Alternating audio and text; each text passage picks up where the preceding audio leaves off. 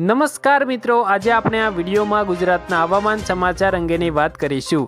હવે મિત્રો ગુજરાતમાં ઠંડી કેવી પડશે, ગુજરાતમાં હવે મિત્રો કમોસમી વરસાદ આવશે કે નહીં, અને મિત્રો આગામી દિવસોમાં ગુજરાતમાં કેવો પવન ફૂંકાશે તે દરેક હવામાન સમાચારોની વાત આજે આપણે આ વિડીયોમાં કરીશું।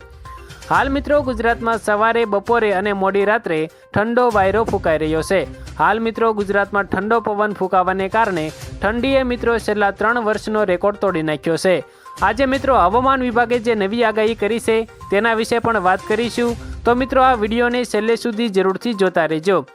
મિત્રો વિડીયો શરૂ કરીએ એ પહેલાં જો તમે હજુ આ વિડીયોને તમારી 1 લાઇક નથી કરી તો જરૂરથી કરી દેજો, અને મિત્રો અમારી આ યુટ્યુબ ચેનલને સબસ્ક્રાઈબ પણ જરૂરથી કરી દેજો। તો મિત્રો વાત કરીએ તો હાલ તમે અહીં વેધર એપ્લિકેશનમાં જોઈ શકો છો કે ગુજરાતની બાજુમાં ભારે વરસાદ જોવા મળી રહ્યો છે, જે મિત્રો પવન સાથે ઝડપથી આગળ વધીને પૂર્વ ગુજરાતના સરહદી જિલ્લાઓ સાથે ટકરાઈ શકે છે, જેના કારણે મિત્રો આગામી દિવસોમાં ગુજરાતમાં હળવું માવઠું પડી શકે છે। મિત્રો ત્યાર પછી વાત કરીએ તો દક્ષિણના દરિયામાં સક્રિય બનેલું વાવાઝોડું હાલ મિત્રો શ્રીલંકા સુધી પહોંચી ગયું છે, અને તે મિત્રો દરિયાના ભારે તોફાની પવન સાથે સતત આગળ વધી રહ્યું છે। જો મિત્રો આ વાવાઝોડું ગુજરાતની નજીક આવશે તો મિત્રો વર્ષ 2026માં ઠંડીના તમામ રેકોર્ડ તૂટી જશે, અને મિત્રો ભારે કમોસમી માવઠું પણ મિત્રો આ વાવાઝોડાને કારણે ભારે પવન ફૂંકાશે, જેના કારણે લોકોએ મિત્રો ભર બપોરે તાપણી કરવાનો વારો આવી શકે છે। મિત્રો આજે રાત્રિ સુધીમાં વાવાઝોડું ભારતના તમિલનાડુ રાજ્યમાં પ્રવેશ કરે તેવી શક્યતા છે।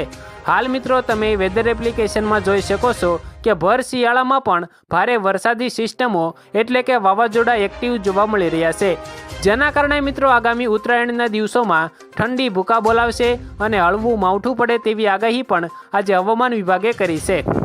ત્યાર પછી મિત્રો વાત કરીએ તો હાલ જે ગુજરાતમાં ઠંડો વાયરો ફૂંકાઈ રહ્યો છે તેનું મૂળ કારણ મિત્રો ગુજરાતની ઉત્તર બાજુએ એક ભારે તોફાની વાવાઝોડું સક્રિય થયું છે, જેના કારણે મિત્રો દરિયાનો તોફાની પવન હાલ ગુજરાતમાં ફૂંકાઈ રહ્યો છે। મિત્રો દરિયાકાંઠાના હવામાન સમાચારની વાત કરવામાં આવે તો હાલ મિત્રો દરિયાકાંઠાના વિસ્તારોમાં દરિયાનો તોફાની પવન ફૂંકાઈ રહ્યો છે, જેના કારણે મિત્રો હાલ દરિયા કિનારે 120 કિલોમીટર પ્રતિ કલાકની ઝડપે પવન ફૂંકાઈ રહ્યો છે। હવામાન વિભાગે મિત્રો આગાહી કરી છે કે દક્ષિણમાં સક્રિય થયેલું વાવાઝોડાને કારણે કેરળના દરિયા કિનારે આ વાવાઝોડું મિત્રો ભારે તબાહી મચાવી શકે તેવી પણ શક્યતા છે।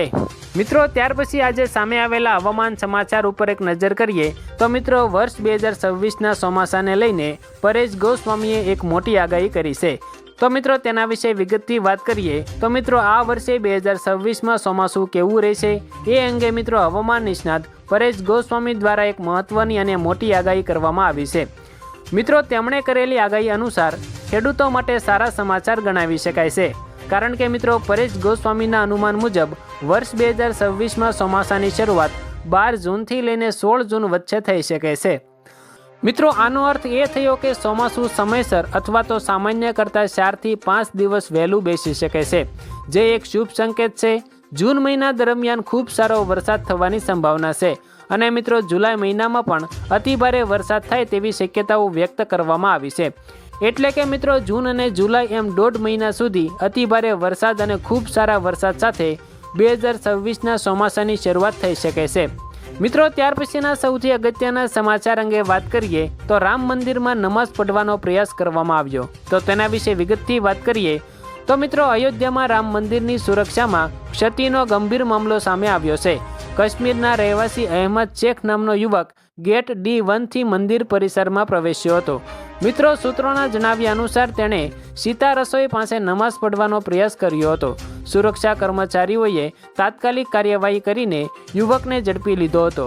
હાલ મિત્રો પોલીસે તેને કસ્ટડીમાં લઈને પૂછપરછ કરી રહી છે કે તેનો હેતુ શું હતો।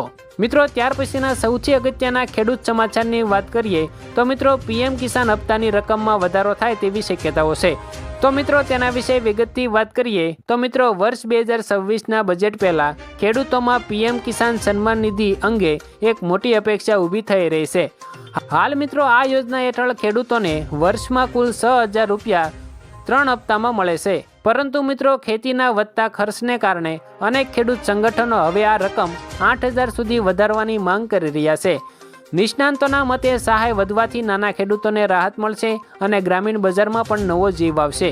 જોકે મિત્રો સરકાર તરફથી હજુ સુધી કોઈ અધિકૃત માહિતી જાહેર કરવામાં આવી નથી। મિત્રો ત્યાર પછીના અગત્યના સમાચારની વાત કરીએ તો પોલીસ ભરતીને લઈને એક મોટા સમાચાર સામે આવ્યા છે, તો તેના વિશે વિગતથી વાત કરીએ તો મિત્રો ગુજરાત પોલીસ ભરતી બોર્ડ દ્વારા પીએસઆઈ અને લોકરક્ષક દળની શારીરિક કસોટીની તારીખ નક્કી કરવામાં આવી ગઈ છે। વર્ગ 3ની 13,591 જગ્યાઓ માટે ઉમેદવારોની દોડ અને અન્ય ટેસ્ટ 21 જાન્યુઆરી 2026થી શરૂ થશે। મિત્રો ઉમેદવારો પોતાનું કોલ લેટર 12 જાન્યુઆરી 2026ના 2 વાગ્યાથી ઓજસની અધિકૃત વેબસાઇટ ઉપરથી મેળવી શકશે। સમય, સ્થળ અને દસ્તાવેજોની વિગત કોલ લેટરમાં દર્શાવવામાં આવી છે। મિત્રો ત્યાર પછીના અંતિમ સમાચારની વાત કરીએ તો રશિયાનો યુક્રેન પર ભયાનક હુમલો, તો તેના વિશે વિગતથી વાત કરીએ તો મિત્રો રશિયાએ યુક્રેન પર રાતોરાત 242 ડ્રોન અને 36 મિસાઇલો વડે ભીષણ હુમલો કર્યો છે। આ હુમલામાં મિત્રો બીજી વખત અત્યંત ઘાતક હાઇપરસોનિક મિસાઇલનો ઉપયોગ કરવામાં આવ્યો છે, જેના કારણે કીવમાં 4 લોકોના મોત થયા અને 25 ઘાયલ થયા છે।